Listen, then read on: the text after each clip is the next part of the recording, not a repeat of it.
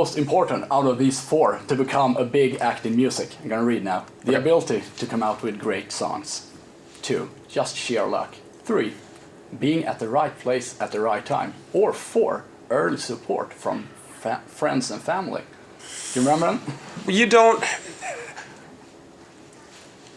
Great Support from friends and family, for me, isn't a necessity, it's a luxury. And it's not a necessity. Right place at the right time is pretty good, but only if you've got the chops to do what's required at that point in time. Sheer luck will do amazing things for you.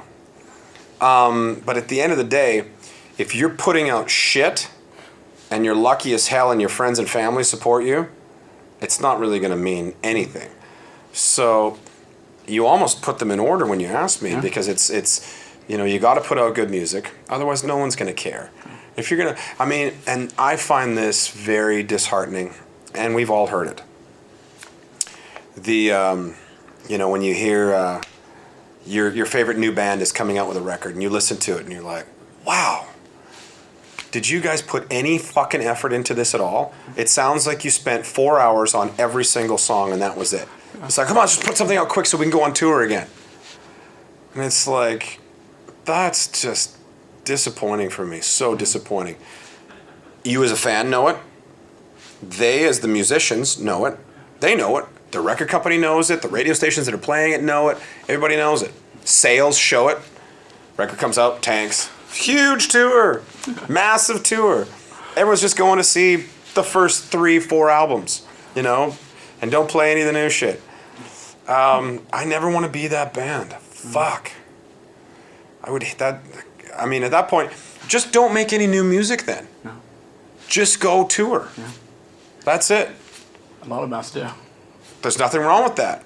Because if you can't do anything new that you're proud of, or that you think is, it doesn't even have to be different. It just could be new. You know, if you're going to, AC/DC never reinvented the wheel. They just kept making fucking great songs. What was the new one? Runaway Train? Something Train. Rock or Bust? No. Just the first one on that where the train was. Yeah. It was something. Runaway Train. Rock and Roll Train. Fuck, I can't. Yeah, the Rock and Roll Train. Was it rock? Something like that.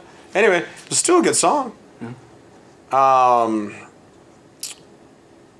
There was an interview where I think Angus Young was somewhere in the UK. And Brian Johnson, we were out for dinner with the AC/DC boys. We were in Chicago this one time. And Brian Johnson said, he told me this story, and he said Angus was doing this interview, and this guy asked him, he said, well, don't you think that this newest album sounds a lot like your last album? And Angus just looks at him and goes, we've been making the same record for the last 30 years.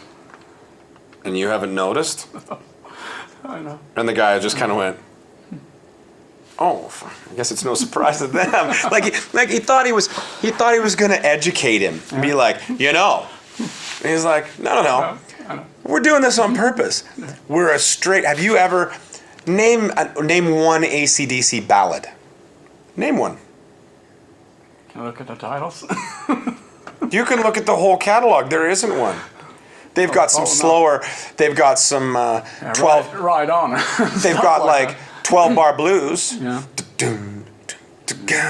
You know, it's like it's slower, but it sure as hell isn't a ballad. I don't think they've got a ballad. They've just been rock and roll the whole time.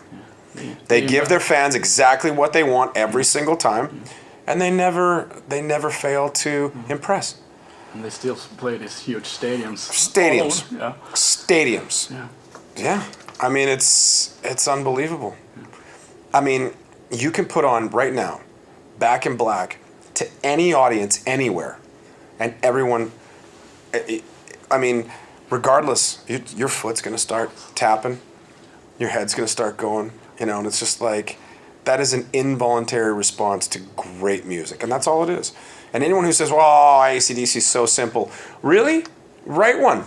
I'd love to see you. Yeah. I said to anybody, write one. I tried once. It was called Bottoms Up. I tried to actually write an AC/DC-esque song. It's tough, man. And I think we actually did a pretty good job. But wow, just getting that involuntary head bob and the foot going and make people want to turn it up. Make someone want to crack a cold beer and just sit there and be like, this is good. Grit your teeth a little bit and sing along. And that's hard. That's really tough. Yeah. Some bands try, but they can never actually get that groove that AC/DC has.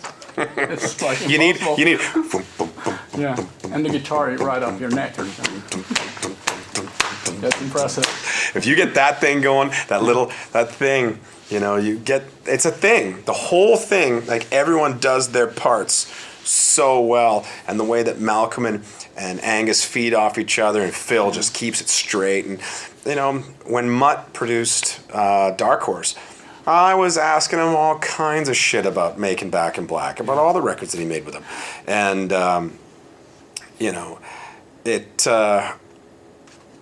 he's got a story.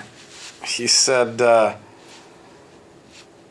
She said, well, how come it took you I immediately transported myself straight into the middle of the story. What did you say? He said he was in an airport. Annie Lennox recognized him. And she walked up and said, hi, I'm Annie Lennox. You're Mutt Lange, right? He says, yeah. She said, can I ask you a question? She goes, why does it take you 5 years to make a Def Leppard record? And how come it only takes you a couple months to make an AC/DC record? And he goes, because those songs sounded that good when I walked in.